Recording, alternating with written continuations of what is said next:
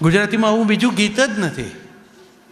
આપણે ત્યાં પ્રેમની અભિવ્યક્તિ જુદી જુદી ઘણી રીતે થઈ છે, પણ આવી વેણીભાઈ પુરોહિતે જેવી રીતે કરી છે એવી એક પણ ગીતમાં નથી. આ ગીતના મુખડામાં જ 3 સર્ટિફિકેટ ફાડી નાખ્યા છે. તારી આંખનો અફીણી, તારા બોલનું બંધાણી, તારા રૂપની પૂનમનો પાગલ. આટલું કે ત્યાં સુધીમાં તો કોની તાકાત છે કે રેઝિસ્ટ કરે? અને એ જે ભાવમય થઈ જાય છે મહિલાઓ, મેં જોયું જ્યારે જ્યારે આ ગીત છે ને મેલ સોલો છે, એ જ્યારે જ્યારે ગવાય છે ત્યારે ફિમેલ કોરસ થઈ જાય છે. હાજર રહેલી બહેનો બધી ગાવા માંડે, કારણ કે એમના મનમાં ઈચ્છા છે કે જેમની સાથે હું જીવું છું એ મારા માટે આવું કે. પણ હવે એમની સાથે છે એનું તો પાછું કંઈક ગગનમત્રી જ ગાજે છે, એને તો આમાં ધ્યાન જ નથી. તો આ ગીત બહુ ટ્રિકી છે. પ્રસન્ન દાંપત્યનું લાગે, પત્નીના કે પ્રિયજનના વખાણ કરતું ગીત લાગે, પણ ગીતમાં સૌથી મહત્વનો શબ્દ છે છેલ્લે આવે છે એકલો. આ સેન્સ ઓફ પોઝિશનનું ગીત છે. પ્રેમનો જે સૌથી મોટા 2 દુશ્મનો છે, sense of position and sense of position. આ 2 જ હંમેશા આડા આવે પ્રેમને. તો આ પેલો જે એકલો, એ જે ટોન છે ને, એ પેલા આગળના 3 સર્ટિફિકેટમાં પાછળ સંતાઈ જાય છે. પેલી ફૂદડી કરીને નીચે લખ્યું જ છે શરતો લાગુ, પણ ઉતાવળમાં વાંચે છે ને એટલે પેલી મહત્વની વાત પર ધ્યાન નથી જતું. તો આપણે ત્યાં બહુ ખુલીને પ્રેમની અભિવ્યક્તિ કોઈ કરતું નથી, આપણી ટેવ પણ નથી. મેં જોયું છે, અમે એમ જીવીએ છીએ, કાંઈ હું જોયું છે એટલે હું જુદો નથી, પણ અમદાવાદમાં અમારે ટ્રાફિક રસ્તા ઉપર એટલો બધો હોય ને, રોડ ક્રોસ કરે 2 જણા હાથ પકડીને કરે, કારણ કે બંનેની ઉંમર હોય, બંનેને ફાવે ન ફાવે. પણ જો રોડની સામી બાજુ જઈએ ને ત્યાં ધીરે રહીને હાથ કાઢી લે હાથમાં. આપણે એમ લાગે કે કોકનાને આપણે ક્રોસ કરાવ્યો, આ તો આપણા જ છે. એટલે ઘરની પત્ની કે ઘરના પતિનો હાથ પકડીને પણ ટ્રાફિકમાંથી બહાર નીકળ્યા પછી ધીરે રહીને હાથ સરકાવીને છોડાવી લેવાની પાછળ હેતુ બીજો કંઈ નથી, એક સંકોચ છે. મૂળ આપણી આમન્યાઓ, આપણા સંસ્કાર પરંપરાઓ, એણે આપણને એટલું બધું બંધનમાં રાખ્યા છે અભિવ્યક્તિની બાબતમાં, કે કેટલાકમાં આપણે આજે પણ એ જ રીતે રહીએ છીએ. એક આખો લાંબો સમય પ્રજા એવી રીતે જીવી છે કે જે ઘરમાંથી પતિ પત્ની સાથે બહાર નહોતા જઈ શકતા. પતિ સાયકલ લઈને પહેલાં નાકે જઈને ઊભો રહે, અને પછી પત્ની મંદિરે જઉં છું એમ કહીને આવે, અને 2 જણા બહાર મળે. પોતે એકબીજાનો હસબન્ડ વાઈફ. આમ કોકના બૈરાને લઈ જવાની વાત નથી, આ પોતાની જ વાત. આખો એક પ્રકારની એવી સામાજિક માનસિકતા વચ્ચે આપણી એક આખી પેઢીએ જિંદગી પસાર કરી છે.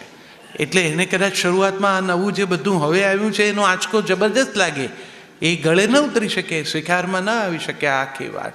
તે જમાનામાં હનીમૂનને નહોતું જવાતું, બધા જાત્રાએ જ જતા હતા.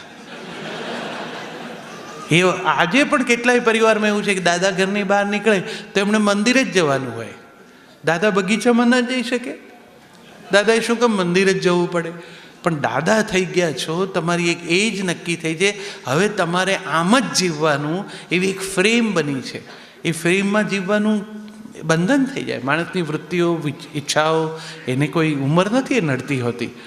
તો કેટલીક વસ્તુ સોસાયટી હવે લિબરલ થઈ છે, ત્યારે દાંપત્યને પ્રસન્ન રાખવા માટેની ઘણી શક્યતાઓ છે. થોડીક આપણને ટેવ ન હોય એવી પણ પાડો. ધીરે ધીરે તમને જો એવું લાગવા માંડે કે એક પ્રકારની ડ્રાયનેસ ક્રિએટ થઈ રહી છે, સંબંધમાંની ઉષ્મા કે સંબંધમાંનો ભિનાશ હવે ઓછી વર્તાય છે, તો આપણે એ બાબતે કંઈક કરવું જોઈએ. ઘણા લોકો એવું કહે છે ને, તમે હવે મને પહેલાં જેટલો પ્રેમ નથી કરતા. એ લગભગ મોટા ભાગના દાંપત્યમાં ફરિયાદ હોય છે. પ્રેમનું જે આ ભૂત છે એ 7 વર્ષ સુધી સરખું ચાલે છે, 14 વર્ષે એમાં જબરજસ્ત ઓટ આવી જાય છે.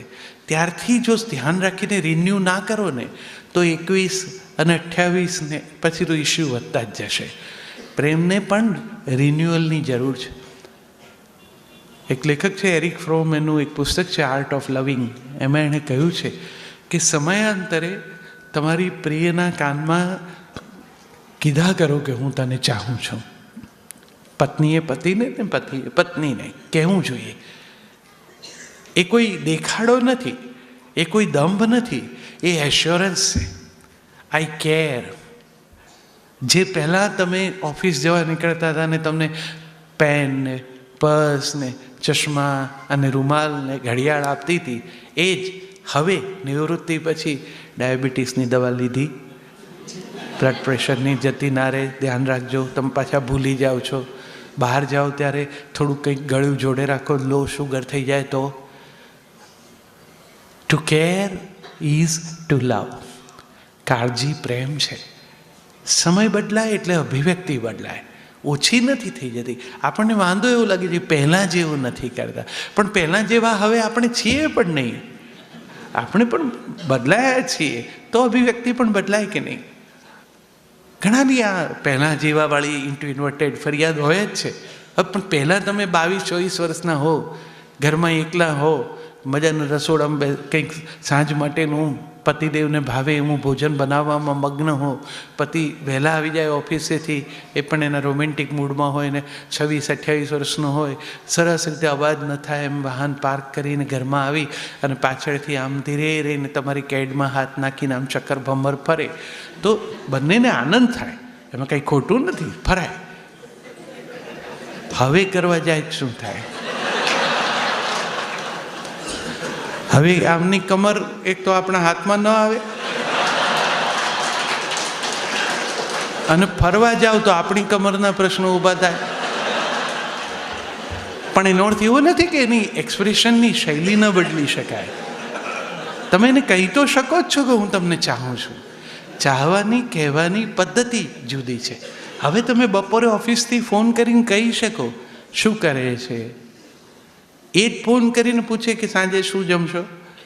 તમે એને કહો કે તું આજે દાળ ઢોકળી બનાવજે, તારી હાથની દાળ ઢોકળી ખાતે બહુ ટાઈમ થઈ ગયો. દાળ ઢોકળી તો દાળ ઢોકળી જ છે. કોઈ સદ્દન સાધારણ પ્રકારનો કૂક બનાવે તો એ સારી જ બને, પણ છતાં તમે એને થોડોક વિશેષ રસ લીધો, એને બહુ સારું લાગે છે. બાકી તમને એની દાળ ઢોકળીનો સ્વાદ પણ યાદ નથી.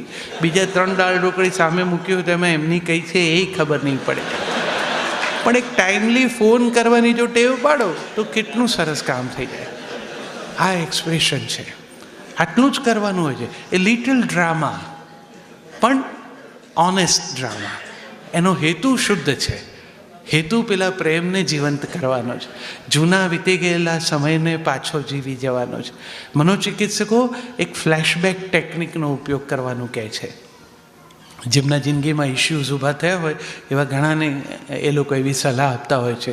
જેમની એવી ફરિયાદ હોય કે હવે પહેલાં જેવો પ્રેમ નથી રહ્યો, એમને એમ કહેતા હોય છે કે તમે પ્રેમમાં હતા ત્યારે શું કરતા હતા, બસ એ ટાઈમ પાછો જીવવાનું શરૂ કરો તો જીવન પાછું રસમય લાગશે તમને. તમે એમની રાહ જોતા હતા ને પહેલાં, હવે રાહ જુઓ ઓફિસથી આવે ત્યારે. 2 જણા સાથે ક્યાંક આંટો મારવા સાંજે નીકળતા હતા, એની અનુકૂળતા, મન, મૂડ બધું સમજી અને થોડુંક તમે પણ એડજસ્ટ થાઓ અને 2 ડગલા સાંજે જોડે ફરવા નીકળો. આ બધું કરીને પાછું નવેસરથી વંચાયેલા પુસ્તકને જો ફરી વાંચવું હોય તો એને પૂઠું ચડાવવું પડે, કંઈક તો નવું કરવું પડે ને. હવે આપણે એમાં બીજા પાના તો ઉમેરી શકીએ એમ છીએ નહીં. તો જે છે એને કેવી સરસ રીતે રાખીને રજૂ કરી શકાય. ઘણા છોકરાઓ મમ્મી પપ્પાના લગ્નની 25મી વર્ષગાંઠ ઉજવતા હોય છે, એમને બહુ ઉત્સાહ હોય છે. 25th મેરેજ એનિવર્સરીનું હવે એક મોટું એક ઉત્સવ થયેલો છે પરિવારમાં, કે મમ્મી પપ્પાના લગ્ન વખતે જે કંઈ સિચ્યુએશન હતી એવું આપણે ઘણા તો આખી વ્યવસ્થા ફરી કરે, મમ્મી પપ્પાના લગ્ન કરાવે છોકરાઓ અને હાજર રહે ને એ રીતે મિત્રોને બધાને બોલાવે. એમના લગ્નમાં જે મૂળ હાજર હતા એ બધા ફ્રેન્ડ્સને પણ ફોન કરીને પહેલેથી ખાનગીમાં કહે કે તમે આવજો, આપણે એક સરપ્રાઈઝ પાર્ટી રાખવી છે. કેટલાક વળી ઓર્ગેનાઇઝ પાર્ટી રાખે છે. ઉજવણી કરવાનો જે ભાવ છે એ બી ઉજવણીમાં ઘણી વખત છોકરાઓ એક પ્રયોગ કરતા હોય છે. પપ્પા મમ્મીના લગ્નના ફોટોગ્રાફ્સ હોય ને એ ભેગા કરીને એને એક સરસ કોલાજ બનાવે, વેલકમમાં ભીંત ઉપર ખાસ મૂક્યું હોય.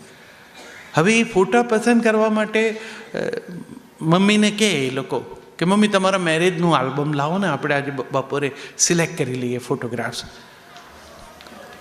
હવે આ લગ્નનું આલ્બમ 25મે વર્ષે, પુરુષને તમે 10મા વર્ષે પૂછો ને કે ક્યાં છે આપણા લગ્નનું આલ્બમ, તો નહીં ખબર હોય. લગ્નના આલ્બમનો એક વિકાસ આલેખ એવો હોય છે કે તમે પરણો પછી થોડા દિવસ એ ડ્રોઈંગ રૂમમાં મુખ્ય ટેબલ પર હોય, જે આવે એને બધાએ કમ્પલસરી જોવું પડે. આઈસ્ક્રીમ ખાતા ખાતા દરેકને તમે કારણ વગર ગ્રુપ ફોટા આવામાં બતાડો, અને પેલો ગ્રુપ ફોટામાં પોતે નથી એ વસ્તુ જ નોંધતો હોય.